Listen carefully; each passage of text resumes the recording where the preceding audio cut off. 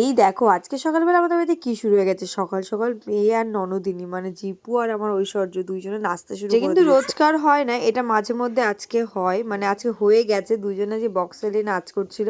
ঐশ্বর্য আজকে অনেকটা ফ্রি ছিল, সকালবেলা ঘুম থেকে উঠে ব্রাশ ট্রাশ করে দিয়ে দুধ টুধ খাইয়ে দিয়েছিলাম। আজকে একটু অল্প একটুই বই পড়েছিল, দেন তারপর খাওয়ার জন্য নিচে চলে আসে। আর আজকে আমি রান্না করবো এদিকে পাস্তা, তো সেই কারণে সেই টাইমটাও একটু ফাঁকা ছিল, সেই কারণে নাচ করছিল। আর এদিকে আমি পেঁয়াজ আলু ডিম ভাজা করে নিয়েছি, আলু ভাজি পেঁয়াজ কুচি করে নিয়েছি, আর এদিকে পাস্তাটা সেদ্ধও করে নিয়েছি। মোটামুটি পাস্তার জন্য সরঞ্জাম আমার রেডি হয়ে গেছে, শুধু পাস্তাটা রান্না করবো, তো দেন তারপর আমরা রোজ সকালে আমাদের বাড়িতে ভাত হয়, কিন্তু আজকে আমি ভাবলাম যে আজকে খাবোই না, আজকে একটু অন্যরকম খাবো, সেই কারণে ভাতটা রান্না করতে বারণ করেছিলাম। কিন্তু কিছুটা ভাত আজকে ছিল, মানে আগের দিনের ভাতটা অনেকটা পান্তা ছিল। তো আমরা ওয়াটার রাইস খেয়েছিলাম। ওয়াটার রাইস মানে তোমরা বুঝতেই পারছো, যদি না বোঝো তাহলে অবশ্যই কমেন্ট সেকশনে তো যাই হোক, বাবুও খেয়ে নিয়েছে। বাবু রোজ সকালে রুটি খায়, মাও রুটি খায়, কিন্তু আজকে ভাত খেয়ে যায়। এইদিকে ফোনটা আমি সেটিং করেছি রান্নাঘরে, আর এইদিকে দেখো আমি খুব রান্নাঘরে ফোন সেটিং খুব কম করি, মানে ভিডিওটা কম করি। এদিকে পাস্তা রান্না করছে, আর হরেকৃষ্ণ পান্তা ভাত খেয়েছে, তো সেটাই বলছিল যে আমি পান্তা তোমরা পাস্তা, তো এরকম একটা ব্যাপার, পান্তা আর পাস্তা দুটো হয়ে গেছে একই রকম টাইপের।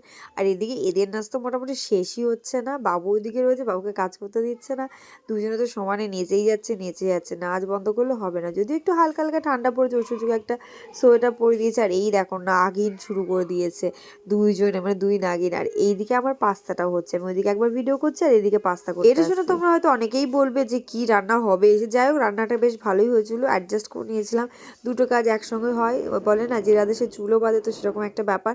তো পাস্তাটা আমার খুব সুন্দর হয়েছিল। আর এই দেখো আমি এখন জাস্ট একটু নাড়াচাড়া করেছি, এবার সস দিয়ে দেবো। তো সস দেওয়ার পর এরকম কালার চলে এসেছিলো, আমি হালকা রেখেছি। পরে নামানোর পর আমরা একটু বেশি করে সস খেয়েছিলাম, কারণ আমার মেয়ে খায় বলে আমি একটু হালকা সস দিয়ে এটা নামিয়ে নিই, যাতে পুরো টকটা নাও চলে যায়, অল্প যায়। আর পুরো সস দিলে তো ডুব দিয়ে সস খায়, আমার মেয়ে এত সস খেতে ভালোবাসে। যাই হোক আজকে সকালে ব্রেকফাস্টে ছিল হচ্ছে পাস্তা, আর আমরা পাস্তা খাওয়ার পর কারেন্ট চলে গেছিলো। কতক্ষণ যে কারেন্ট ছিল না সেটা তোমাদের বলে বোঝাতে পারবো না। তো তারপর যাই হোক পাস্তাটা অন্তত খেয়ে নিয়েছে। আর এদিকে তখন জিপুকে আমি জিজ্ঞাসা করছি কেমন হয়েছে বল। জিপু তখন বলছিল যে ভালো হয়েছে। আর একটু যেহেতু বৃষ্টি বৃষ্টি ওয়েদার, দরজাটা খোলাই যাচ্ছিল না, প্রচন্ড ঠান্ডা হাওয়া আসছিল। আর আমি এদিকে পুরো চাদর মুড়ি দিয়ে পাস্তা খেতে বসে পড়েছি। রোজ রোজ না ভাত খেতে ভালো লাগে না, তাই ভাবলাম একটু পাস্তা করি, আর একটু অন্যরকম খাবার হলে ভালো হয়। আজকে এটা শনিবারের ব্লগ, আমি তোমাদের সঙ্গে শেয়ার করছি। সানডে তো প্ল্যান আছে যে শনি রবিবার দুটো দিন একটু অন্যরকম কিছু খাবো, তো আমার পাস্তা বেশ ভালোই লাগে। তোমাদের কার কার ভালো লাগে অবশ্যই কমেন্ট সেকশনে জানিও। শনিবার যেহেতু মেয়ের স্কুল থাকে না, তাই একটু এদিকে রান্না বান্না করা যায়, মানে এইদিকের একটু রান্না করতে বেশ ভালোই লাগে। তো পাস্তাটা খাচ্ছে, আমি ঐশ্বর্যকে বলছিলাম তুই একটু খেয়ে নে, কারণ ও একা একা খেতে চায় না, তো সেই খাওয়া দাওয়া হয়ে যাওয়ার পর এদিকে অন্ধকারে আমরা বসে পড়েছি সবজি কাটতে। আর আজকে বাবু নিয়ে এসেছিল পুঁই শাক, আর এদিকে হচ্ছে ইলিশ মাছ। তো ইলিশ মাছটা মা কাটছে, আমি ফোনের লাইটটা জ্বালিয়ে রেখেছিলাম, ফোনের লাইট ছাড়া ইলিশ মাছ কাটাচ্ছিল না, কারণ হাতে কাটা আসছিল। আর মা একটা পিত্তি খুঁজে পাচ্ছে না, ইলিশ মাছের ভেতরে যে পিত্তিটা থাকে, তো সেই পিত্তিটা অনেক চেষ্টা করার পর খুঁজেই পাচ্ছিল না মা খুঁজে যাচ্ছে। তো সেটা জার্নি চালু ছিল, তো মাকে পরে বললাম যে হাতের মাঝখানে দেখো ওটা, তো যাই হোক ওটা পড়ে গেছিলো হয়তো অন্ধকারে। এদিকে দেখো আমরা অন্ধকারে সবাই বসেই রয়েছি, মা এখন ইলিশ মাছের তেলগুলো বাছাবাছি করছে।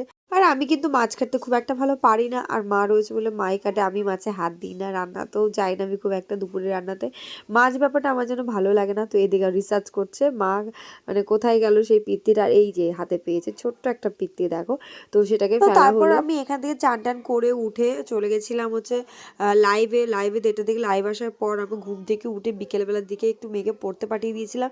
দেন সন্ধ্যাবেলা এখন আমি একটু বেরিয়ে পড়েছি, আমি আর জিবু রাস্তাতে ভেলপুরি খেতে, আর বেশ ভালোই লাগছিল, তো ভাবলাম যে একটু খাই দুজনে, অনেকদিন খাওয়া হয় না।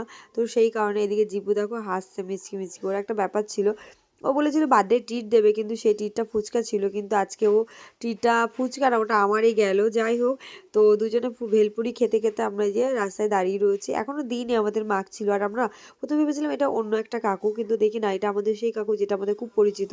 তো যাই হোক ওনার প্রথমে তো কাকিমাটা ছিল, কাকিমাটাকে আমরা খুব একটা চিনি না। তো তারপরে এই কাকু যখন এলো, তারপর আমরা বুঝতে পারলাম যে এই কাকুটা খুব চেনা আমাদের, মানে আমাদের পাড়াতে প্রায় থাকে। আজকে সারাটা দিন ঠিক এইভাবে উল্টো পাল্টা গেছে, মানে আনন্দও হয়েছে মজাও হয়েছে, এদিকে আবার ভালো লাগে। লাগছিল না। যাই হোক এইটাই হচ্ছে লাস্ট। তো এই যে ভেলপুরি খাচ্ছি, রাস্তাতে খেতে খেতে আসছিলাম আর তোমাদের সঙ্গে একটু ছোট্ট মানে ভিডিও শেয়ার করছিলাম। তো সেটা আমি ভয়েস তো দিচ্ছি না, আমি নিজে অরিজিনাল ভয়েস দিয়ে দিচ্ছি। রাস্তাতে কেউ নেই, দেখো আমি আর জিপু এখন প্রায় মোটামুটি বাজে প্রায় 9টার মতো, দুজনে রাস্তাতে এখন হাঁটছি আর কেউ নেই। একটু ভয় ভয় লাগছিল, সেটা আমি বলছিলাম জিপুকে যে আমি কিন্তু এরকম বেরোবি না সাধারণত তোমাদের দাদাকে ছাড়া, কিন্তু ওর সঙ্গে বেরিয়েছিলাম, একটু ভয় লাগছিল। তো চলো এই ছিল ব্লগটা, বাড়ি গিয়ে শুয়ে পড়েছিলাম খাওয়া দাওয়া করে। কেমন লাগলো জানো, যারা চ্যানেলটাকে সাবস্ক্রাইব করে